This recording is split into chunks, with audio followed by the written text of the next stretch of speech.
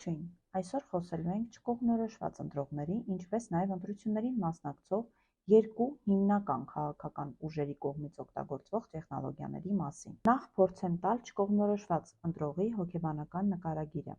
Չկողմնորոշված ընտրողը մարդ է, ով չի վստահում այս իշխանությանը և Նիկոլ Փաշինյանին, միևնույն ժամանակ հիասթափված է մնացած բոլոր քաղաքական ուժերից, քանի որ այս տարիների ընթացքում մասնակցել է բազմաթիվ քաղաքական ցույցերի, երթերի, ակցիաների, ծախսել է ռեսուրս, ժամանակ, էմոցիոնալ առումով ունեցել է բազմաթիվ սպասելիքներ, խաբվել է, այդ սպասելիքները չեն արդարացել, ինչի արդյունքում նա սկսել է այլևս չվստահել քաղաքական ուժերին և չի ցանկանում հերթական անգամ խաբվել։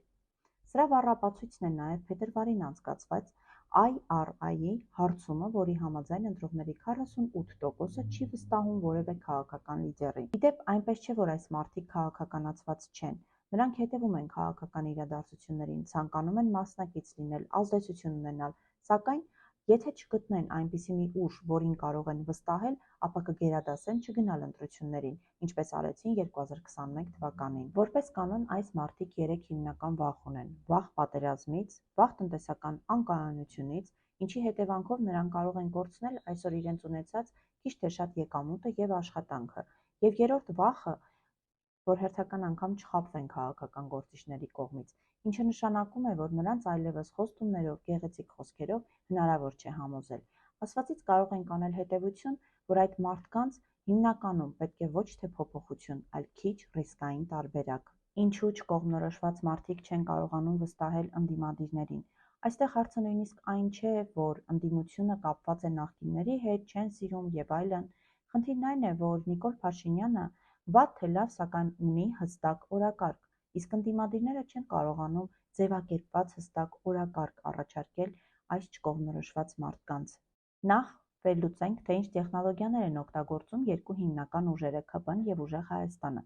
ՔՊ-ն շեշտադրում է կատարել կայունության վրա և ամբողջ քարոզարշավը կառուցված է նրա վրա, որ եթե քաղաքացիական պայմանագիր կուսակցությանը չընտրեք, ապա անկայունություն կլինի, պատերազմ կլինի։ Սա մանիպուլյացիոն հնարք է, որի արդյունքում մարդկանց մոտ վախ է ստեղծվում և նրանք սկսում են մտածել, որ ավելի լավ է թողնենք մնա այն ինչ կա, թեկուզ այն վատն է, քան ընտրենք փոփոխությունը, որի արդյունքում չգիտենք ինչ կլինի, գուցե ավելի վատ լինի։ Երկրորդ տեխնոլոգիան ուղիղ կապն է ընտրողների հետ, առանց միջնորդների։ Նիկոլ Փաշինյանն ինքն անձամբ շփվում է մարդկանց հետ, լսում նրանց, հարցեր տալիս, պատասխանում հարցերին, լսում նրանց մունատները, մունատ գալիս, վիրավորում, երբեմն իրեն են վիրավորում, նա հանդուրժում է այդ վիրավորանքը, երբեմն չի հանդուրժում,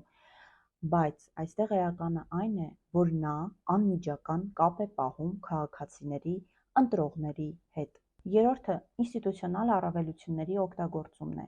Պետական կառույցների կողմից կատարված յուրաքանչյուր աշխատանք, պետական պաշտոնական այցեր, մանկապարտեզների դպրոցների կառուցում, վերանորոգում, ճանապարհների լուսավորություն, ասֆալտապատում, ամեն ինչ վերագրվում է Նիկոլ Փաշինյանի և քաղաքացիական պայմանագրին։ Սա աբսուրդ է, քանի որ յուրաքանչյուր իշխանություն, վարչապետը կլինի Նիկոլ Փաշինյանը, թե օրինակ Երջանիկ Գալոյանը, պարտավոր է դա անել։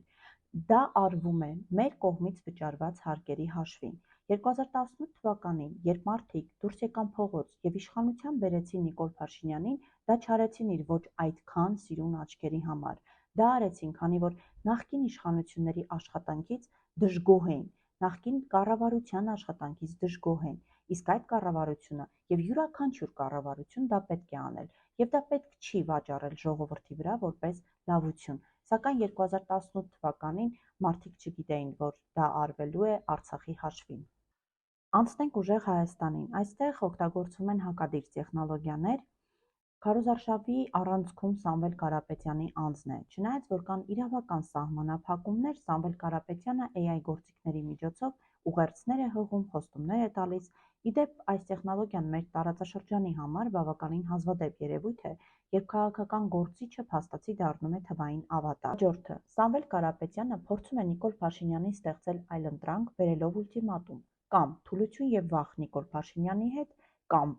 փոփոխություն և ուժ Սամվել Կարապետյանի հետ։ Կարճաժամկետ կտրվածքում սա կարող էր աշխատել, քանի որ ավելի էմոցիոնալ մեսիջ է, կարող էր աշխատել օրինակ 2021 թվականի ընտրություններին մի փոքր ավելի լավ, քան հիմա, շատ լավ կարող էր աշխատել մինչև հեղափոխությունը 2018 թվականին, սակայն այսօր 2026 թվականին, երբ ընտրողների մեծ մասը մի քանի անգամ խաբվել են քաղաքական ուժերի կողմից, մի քանի անգամ մսխվել է նրանց վստահությունը, դժվար թե այս էմոցիոնալ մեսիջով հնարավոր լինի վստահություն շահել նրանց մոտ։ Այս ինֆորմացիոն հոսքերի օգտագործվող բազմաթիվ մանիպուլյացիոն հնարքների մեջ ինչպես պետք է կողմնորոշվի ընտրողը։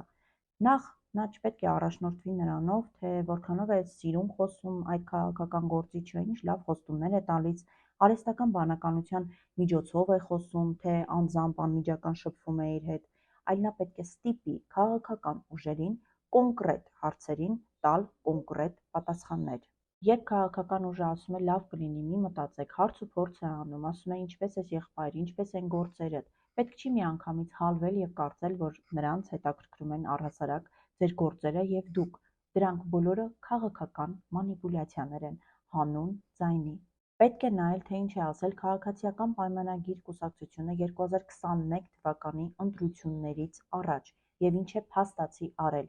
Եթե քաղաքական ուժը գալիս է իշխանության, չի կարողանում կատարել իր նախընտրական խոստումները եւ ծրագիրը, հետո արդարանում է, ապա չի կարելի այդ ուժին եւս մեկ անգամ հնարավորություն տալ։ Ինչպես նաեւ պետք է ընդդիմադիր ուժերին ստիպել, որպեսզի կոնկրետ պատասխանեն կոնկրետ հարցերին։ Եթե որևէ փոփոխություն են անելու, որևէ առաջարկ ունեն, ապա ինչ միջոցներով են անելու այդ փոփոխությունը, ինչի հաշվին են անելու, ինչ ժամանակահատվածում են անելու։ Եվ վերջում, թե ընդդիմադիր, թե իշխանական ուժերը չեն կարողանում adekvat շփվել լրագրողների հետ։ Լրագրողները պարտավոր են,